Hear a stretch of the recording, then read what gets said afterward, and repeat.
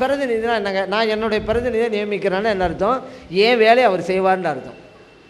நம்ம நாட்டில் இருந்து தூதர்கள் அனுப்பி வைக்கிறோம் அப்படின்னா அர்த்தம் நம்ம நாட்டு சம்பந்தப்பட்ட விஷயங்களை அவர் பேசுகிறான்னு அர்த்தம். இப்போ புரிஞ்சுக்கிறதுல பிரதிநிதின்னு சொன்னால் அல்லாஹ் குர்ஆனில் சொல்கிறான், இறை நேசர்களை எல்லாம் இந்த மண்ணிலே என்னுடைய பிரதிநிதியாக நான் நியமித்திருக்கிறேங்கிறான். இப்போ இறைவனுடைய வேலை என்ன? இந்த உலகத்தை படைத்து இந்த உலகத்தில் உள்ள மக்களுக்கெல்லாம் ரிசுக்கு வழங்குவது, இந்த உலகத்திலே தன்னுடைய நிர்வாகத்தை எல்லாம் சரியாக செய்வது, இதுதான் இறைவனுடைய வேலை.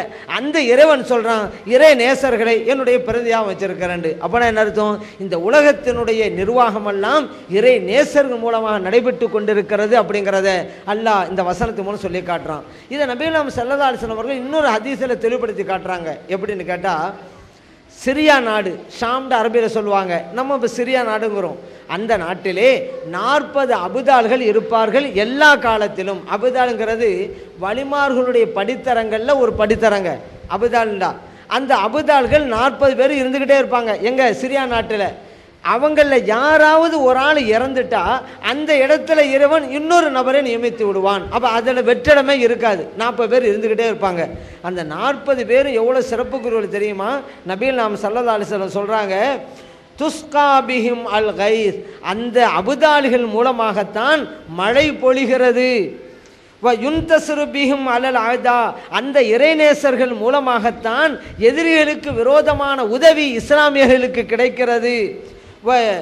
யுஸ்ரஃபு அன் அஹ்லி ஷாமி பிஹிம் அல் அதாப், இந்த இறைநேசர் மூலமாகத்தான் அந்த நாட்டு மக்களுக்கு வருகின்ற வேதனை சோதனை எல்லாம் அகற்றப்படுகிறது. இது அகமதில் பதிவு செய்யப்பட்டிருக்கு. பார்த்தீங்களா? மழை வர்றது அந்த இறைநேசர் மூலமாக, வேதனை நீங்கிறது அந்த இறைநேசர் மூலமாகத்தான், அதேபோல் உதவி கிடைக்கிறது அந்த இறைநேசர் மூலமாக. அப்போ இந்த உலகத்தினுடைய நிர்வாகமெல்லாம் இந்த இறைநேசர் மூலமாக நடக்கிறது என்பதை நபிகள் நாம் ஸல்லல்லாஹு அலைஹி வஸல்லம் சொல்லி தந்திருக்கிறாங்கல்ல. இது அகமதில் இருக்குது. இதுதான் அந்த மௌலிதிலே லவுலல் விலாயத்து ஃபில் அக்வானி மன் தலமத், விலாயத்து மட்டும் இல்லாமல் இருந்திருந்தால் இந்த உலகத்தினுடைய நிர்வாகமே சீர்குலைந்து போயிருக்கும், சரியாக இருந்திருக்காது. விலாயத்தின் இருக்க போய் தான் உலகம் சீராக நடைபெறுகிறது. எவ்வளவு அழகான ஹதீஸினுடைய கருத்துக்களை உள்ளடக்கிய வாசகம் அப்படிங்கிறத நம்ம புரிஞ்சு கொள்கிறோம். அதே போல் பாருங்கள், கௌஸுல் ஆலம் ரலியல்லாஹு அன்ஹு அவங்க சொல்கிறாங்க, இந்த மௌலிதிலே சொல்லப்பட்ட ஒரு வாசகம். கௌஸுல் ஆலம் ரலியல்லாஹு அன்ஹு சொல்கிறாங்க, நான் சின்ன பிள்ளையாக இருக்கும்போது மதரசாவுக்கு போவோம் குர்ஆன் ஓதுறதுக்கு. போகும்போது நான் மலக்குமார்களெல்லாம் பார்ப்பேன், என் கண்களுக்கு அவர்கள் தெரிவார்கள். அந்த மலக்குமார்கள் அந்த மதரசாவுடைய மற்ற பிள்ளைகளுக்கு சொல்லுவாங்க, இஃப் சஹு அஹ்ல சிபா, சிறுவர்களே இந்த கௌசநாயகம் வர்றாங்க, அவங்களுக்கு இடம் கொடுங்க, அவங்களுக்கு வசதி செஞ்சு கொடுங்க என்று சொல்லுவாங்க. என் காதால் கேட்பேன் அப்படின்னு அதில் இருக்குது. சின்ன வயசுலேயே அல்லாஹ் தான் ஆற்றை கொடுத்துருந்தான். வஹாபிகள்லாம் அது எப்படி மலக்களை பார்க்க முடியும் அப்படின்னு ஒரு கேள்வி வைக்கிறாங்க. கௌஸுல் ஆலம் ரலியல்லாஹு அன்ஹு சொன்னாங்க, நான் பார்ப்பேன், அந்த மலக்குமார்கள்லாம் பேசுவாங்க சிறுவர்கள்ட்ட, நான் கேட்பேங்கிறாங்க. வஹாபிகள் அது எப்படி முடியும் அப்படிங்கிறாங்க. ஏன் இந்த வஹாபிகள் இப்படி கேட்குறாங்க? குர்ஆனே ஹதீஸை படிக்காதனால. குர்ஆன் ஹதீஸை படிச்சிருந்தா இறை நேசர்களிடம் மலக்குமார்கள் பேசுவார்கள் தெரிஞ்சிருக்கும். குர்ஆன் ஹதீஸை படிச்சிருந்தா இறை நேசர்கள் அந்த மலக்குமார்களை எல்லாம் பார்ப்பார்கள் அப்படிங்கிறதும் புரிஞ்சிருக்கும். இதுவெல்லாம் படிக்காதனால தான் அது எப்படி பேசுவாங்க, அது எப்படி பார்ப்பாங்க என்ன இந்த வஹாபிகள் கேள்விக்கு மேலே கேள்வி கேட்டுக்கிட்டே இருக்கிறாங்க. சஅத் இப்னு அபி வக்காஸ் ரலியல்லாஹு அன்ஹு அவங்க சொல்கிறாங்க, நான் உஹது யுத்தத்தில் நபிகள் நாயகம் ஸல்லல்லாஹு அலைஹி வஸல்லம் அவர்களுக்கு வலதுபுறத்தில் ஒருவரை பார்த்தேன், இடதுபுறத்தில் ஒருவர் பார்த்தேன், ஆக்ரோஷமாக போர் செஞ்சுக்கிட்டு இருந்தாங்க. அந்த 2 பேர் யார் தெரியுமா? ஜிப்ரீல் அலைஹிஸ்ஸலாம் அவர்களும் மீகாயில் அலைஹிஸ்ஸலாம் அவர்களும் தான் என்று சஅத் இப்னு அபி வக்காஸ் ரலியல்லாஹு அன்ஹு சொல்கிறாங்க. இந்த ஹதீஸ் புகாரியில் பதிவு செய்யப்பட்டிருக்கு, முஸ்லிமிலும் பதிவு செய்யப்பட்டிருக்கு.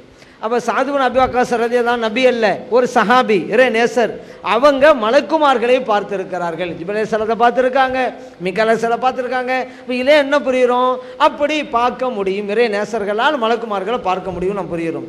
அதே போல் பாருங்கள், பேசுவார்கள் மலக்குமார்கள்லாம் வந்து பேசுவார் இறை நேசர்களிடம். இது அல்லாஹ் குர்ஆனிலே சொல்லி காட்டுறான்ல, இன்னல்லதீன காலு ரப்புனல்லாஹ் சும்மஸ்தகாமு, எங்களுடைய ரப்பு அல்லாஹ் என்று சொல்லுகின்ற இறை நேசர்கள், அதிலேயே நிலைத்திருக்கக்கூடிய இறை நேசர்கள், தத்தனஸ்ஸலு அலைஹிமுல் மலாயிகா, இந்த இறை நேசர்கள்ட்ட மலக்குமார்கள்லாம் வர்றாங்க, வந்து சொல்கிறாங்க, அல்லாஹ் தகாபு, இறை நேசர்களே நீங்கள் பயப்படாதீங்க, வலா தாசனும், நீங்கள் கவலை கொள்ளாதீங்க, அபிஷரு பில் ஜன்னா, உங்களுக்கு சொர்க்கம் இருக்குது, இந்த நற்செய்தி நீங்கள் பெற்றுக்கிறீங்க என்று மலக்குமார்கள் இறை நேசர்களும் பேசுவார்கள்ங்கிறத அல்லாஹு தாலா குர்ஆனிலே சொல்லி காட்டுகிறான். அப்படி இருக்கும் பொழுது மலக்குமார்களும் எப்படி பேசுவாங்கன்னு கேட்கலாமா? இந்த குர்ஆனை வசனத்தை படிச்சிருந்தா இறை நேசர்கள்ட்ட மலக்குமார்கள்லாம் வருவாங்க, அவங்களாம் பேசுவாங்கங்கிறது புரிஞ்சிருக்கும். குர்ஆனை படிக்காதனால அது எப்படி இறை நேசர்கள்ட்ட மலக்குமார்கள் பேசுவாங்க என்று கேட்குறாங்க.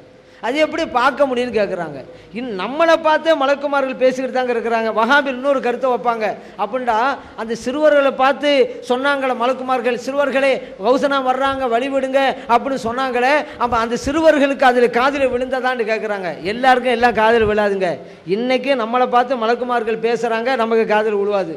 நபிகள் நாயகம் ஸல்லல்லாஹு அலைஹி வஸல்லம் சொல்லியிருக்கிறாங்க, ஒரு ஆள், ஒரு சகோதரர் தனக்கு தெரிந்த ஒருவர் நோய்வாய்ப்பட்டிருக்கிறார் என்பதற்காக உடல்நலம் விசாரிக்க போகிறாரு.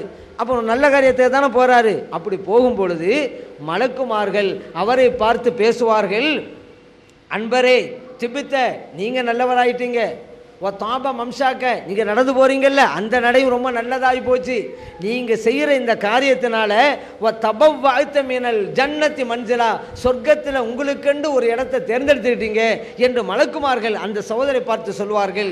இந்த ஹதீஸு இப்னு மாஜால பதிவு செய்யப்பட்டிருக்கு. இப்போ நம்மெல்லாம் ஒரு நண்பர் அல்ல சகோதரர் அல்ல குடும்பத்தில் உள்ளவர் ஒரு நோயாய்ப்பட்டுட்டார், உடனே விசாரிக்க போகிறோன்னு வச்சுக்கிறோங்க. ஸல்லல்லாஹு சொல் பிரகாரம் அந்த மலக்கு நம்மளை பார்த்து இப்படியெல்லாம் பேசுகிறாங்க, நம்மளுக்கு யாருக்கா கால் வந்துருக்கு இல்லை, ஆனால் மலக்குமார்கள் சொல்ல தான் செய்கிறாங்க. அதனால் மலக்குமார்கள் பேசுவது எல்லா காதலுங்கிறது இல்லை, சிலருக்கு விழுவும் சிலருக்கு விழுவாது. அப்போ அந்த சிறுவர்களை பார்த்து மலக்குமார் சொன்னது சிறுவர்களுக்கு தெரியாது, ஆனால் கௌஸுல் ஆலம் ரலியல்லாஹு அன்ஹு அவங்களுக்கு கேட்டிருக்கிறது, அவங்களுடைய பார்வைக்கு தெரிந்திருக்கிறது. இப்படியெல்லாம் பார்க்க முடியும் கேட்க முடியுங்கிறத குர்ஆனும் ஹதீஸும் சொல்லுகின்ற போது அது எப்படி முடியும்னு கேட்கலாமா? ஏன் கேட்குறாங்க? இவர்கள் குர்ஆனையும் ஹதீஸையும் படிக்காததால் தான். அதே போல் பாருங்கள், அந்த மௌலிதில் ஒரு நிகழ்ச்சி பதிவு செய்யப்பட்டிருக்கிறது. அது என்னென்னு கேட்டால், கௌஸுல் ஆலம் ரலியல்லாஹு அவங்ககிட்ட பின்னால் கேட்குறாங்க, கௌஸுல் ஆலம் ரலியல்லாஹு அவர்களே, உங்களுக்கு முஹையத்தீன் அப்படின்ற பேர் எப்படி கிடச்சிச்சு அப்படின்னாங்க. ஏன்னா அவங்களுக்கு பேர் அப்துல் காதர் தான், அவங்களுக்கு இயற்கையாக வச்ச பேர். ஆனால் முஹையத்தீன்ங்கிறது தீனுக்கு உயிர் கொடுத்தவர்னு அர்த்தம்.